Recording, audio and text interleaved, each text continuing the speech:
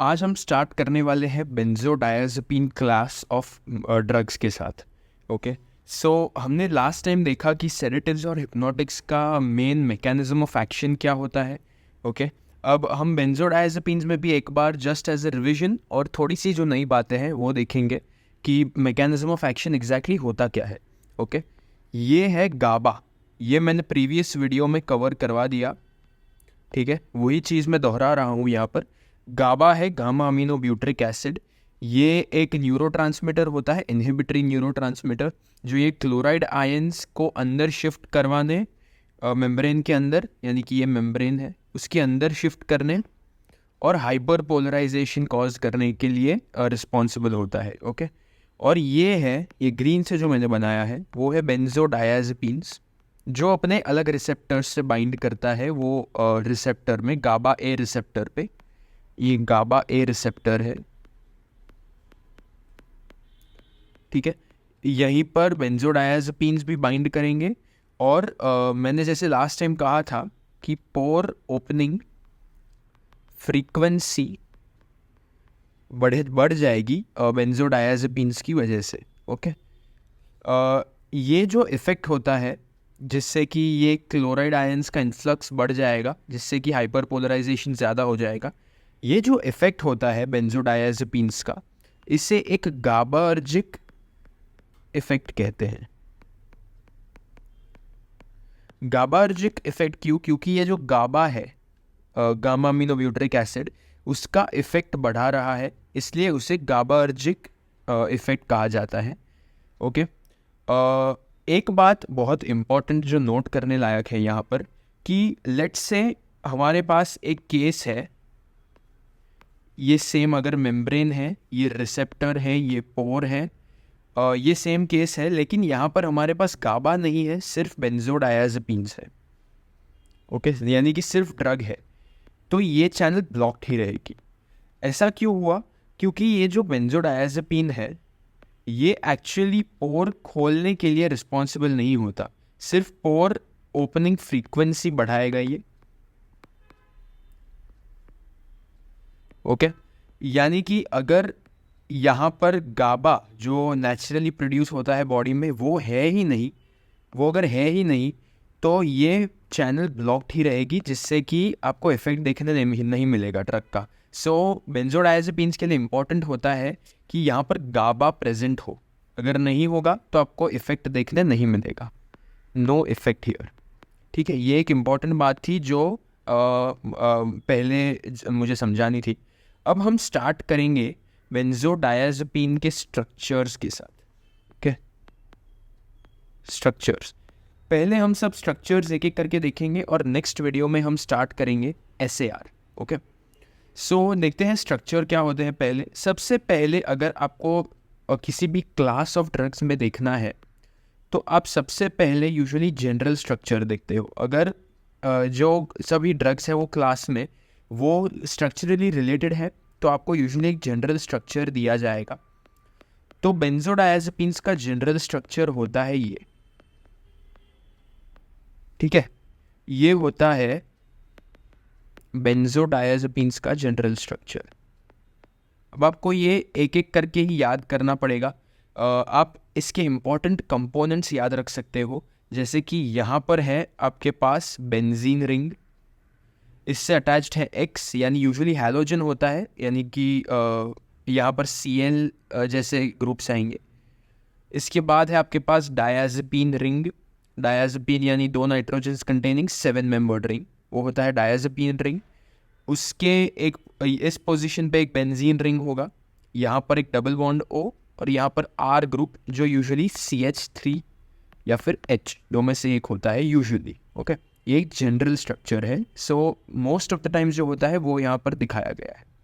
Okay, ये सब है कंपोनेंट्स ये सभी ड्रग्स के जो हम आगे करने वाले हैं। ये हुआ जनरल स्ट्रक्चर। ओके, हम डाइव इन करते हैं अब अलग अलग स्ट्रक्चर्स पर।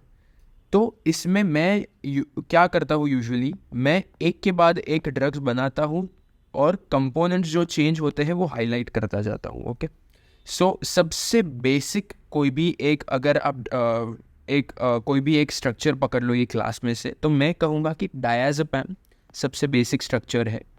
ओके, इसका पूरा स्ट्रक्चर होता है ये।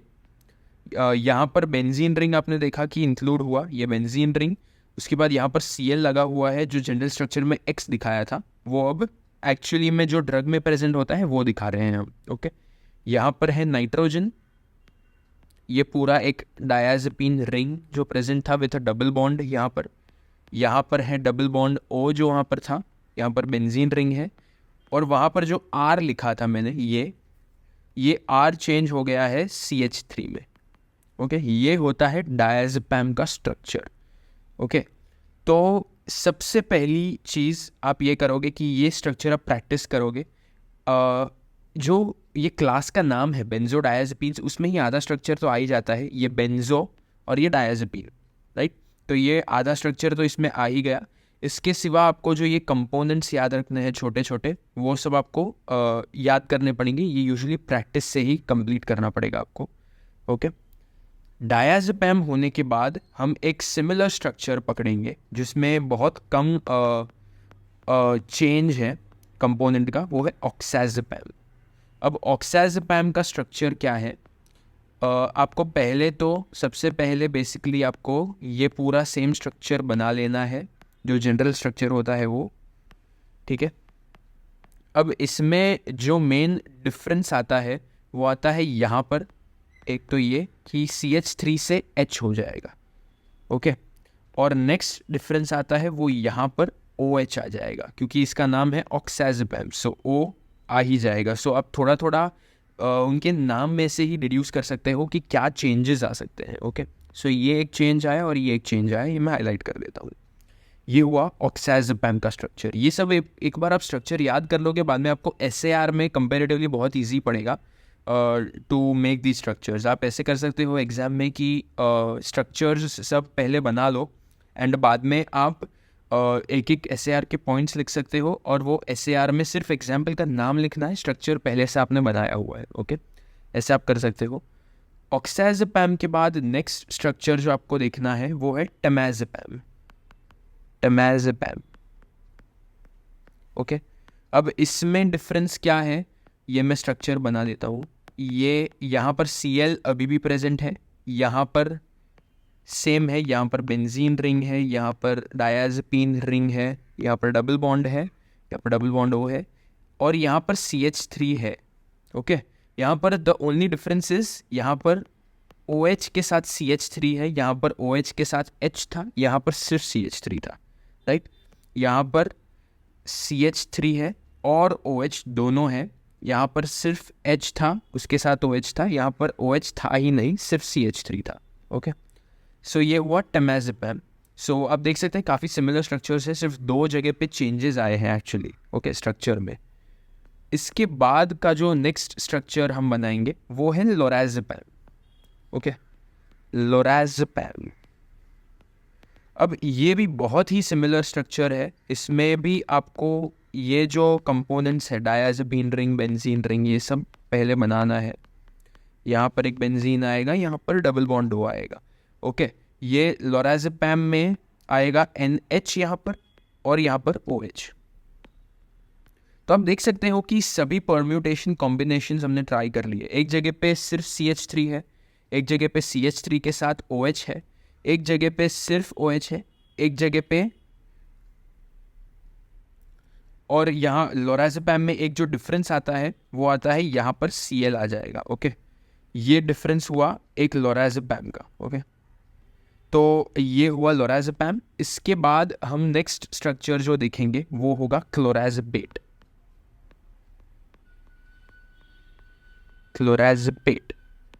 ओके, ये मैं हाईलाइट कर देता हूँ एक बार सिर्फ, क्लोराज़ेपेट।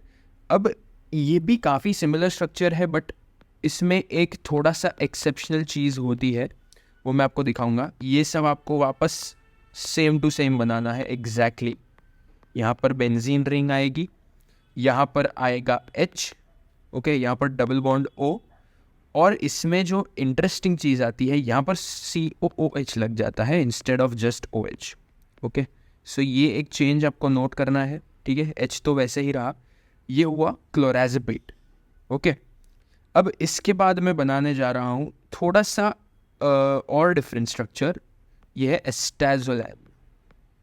सब देख सकते हैं कि सब में एम या ओलैम इससे ही एंड कर रहा है एक्सेप्ट फॉर दिस क्लोराजेपेट। बाकी सब में एंड जो है वो सेम है, एम एम वो सब सेम आता है। तो आप जो नाम होता है ड्रग्स का उसके ऊपर से गेस कर सकते हो कि ये कौन सी क्लास से है, क्योंकि एंड में सब बहुत मिक्सअप होने का चांस रहता है जब आप बहुत सारे स्ट्रक्चर्स और नाम एक साथ याद करने जाते हो।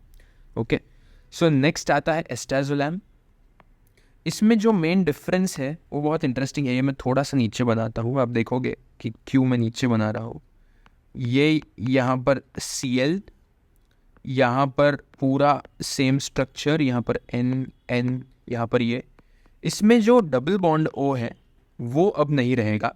Instead of that double bond O यहाँ पर हमें एक 5 मेंबर्ड रिंग मिल जाएगी जिसमें और 2 नाइट्रोजन ऐड हो जाएंगे। Okay, so total 3 nitrogen ring होती है यहाँ पर।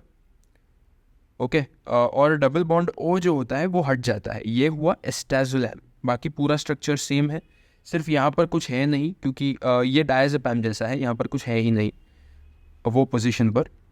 इसके बाद हम बनाएंगे अल्प्राजोलैम।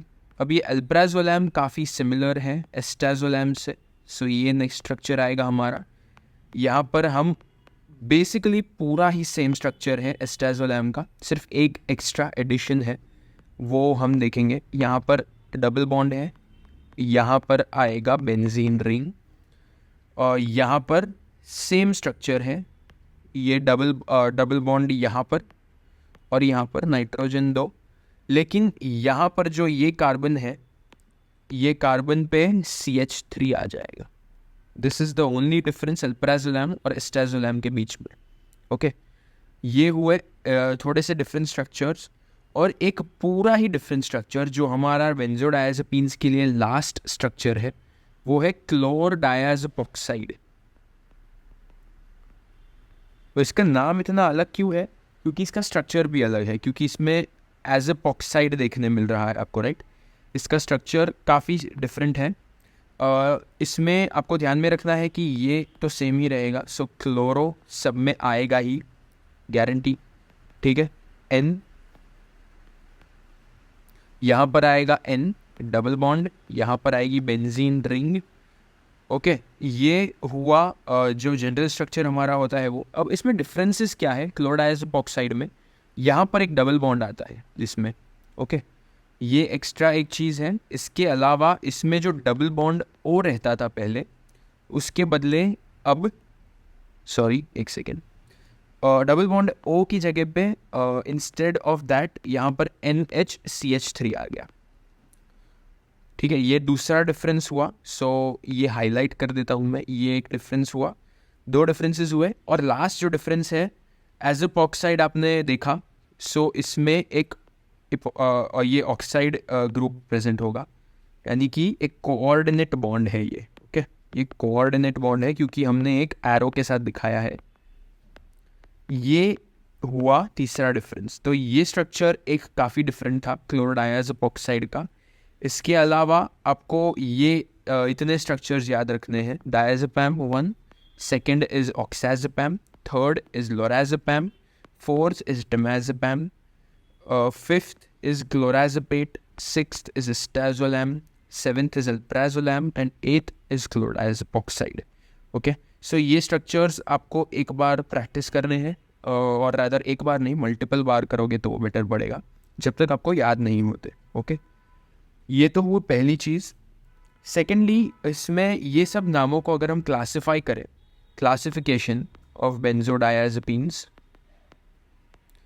तो ये ड्रग्स डिवाइड होंगे 3 क्लासेस में मेनली। ये 3 क्लास कौन से हैं? ये है लॉन्ग एक्टिंग, यानी कि बेसिकली हम इसको क्लासिफाई कर रहे हैं कि कितनी देर तक ये एक्ट करता है। ये इंटरमीडिएट एक्टिंग और ये आया शॉर्ट एक्टिंग, ठीक है। अब लॉन्ग एक्टिंग में जो 3 ड्रग्स हैं हमारे, वो है क्लोरडायज़ेपोक्साइड जो बहुत लंबे टाइम तक एक्ट करेगा, यूजुअली 1 to 3 days तक एक्ट करते हैं। ओके, नेक्स्ट जो है वो आएगा डायज़ेपम, हमारा मेन ड्रग जो हमने स्टार्ट किया था वो ड्रग, और लास्ट आएगा क्लोराजेपेट। ठीक है, सो आप इसको कोई भी एक टेक्निक से याद कर सकते हो, जैसे कि क्लोर जिसमें आ रहा है वो दोनों ड्रग्स लॉन्ग एक्टिंग में प्रेजेंट है, उसके साथ एक डायज़ेपम प्रेजेंट है। इंटरमीडिएट एक्टिंग में आता है टेमाज़ेपम और एस्टाजोलैम, ये दो आते हैं इंटरमीडिएट एक्टिंग में। और शॉर्ट एक्टिंग में और तीन आते हैं, ऑक्साज़ेपम, लोराज़ेपम और अल्प्राज़ोलैम, ये तीन आते हैं शॉर्ट एक्टिंग में। अब ये इसका रीज़न क्या है कि एक ड्रग अगर लॉन्ग एक्टिंग है, दूसरा इंटरमीडिएट है और तीसरा शॉर्ट है, इसके रीजंस क्या हो सकते हैं वो हम आगे के वीडियो में SAR जो आएगा हमारा उसमें देखेंगे हम। ओके, सो वो हम नेक्स्ट वीडियो में कवर करेंगे। एक्सेप्ट फॉर दैट मुझे ये भी चीज़ मेंशन करनी है कि ये 10 to 20 आवर्स के लिए एक्ट करेंगे और ये एक्ट करेंगे 3 to 8 आवर्स के लिए। ठीक है, तो ये हुए हमारे बेंजोडायज़ेपिन का जनरल स्ट्रक्चर, उसका मैकेनिज्म ऑफ एक्शन, उसके अलग अलग स्ट्रक्चर्स जो आपको याद करने हैं SAR के लिए, और उसका थोड़ा सा classification basic. Okay, next video में हम SAR कवर करेंगे। Thank you for watching.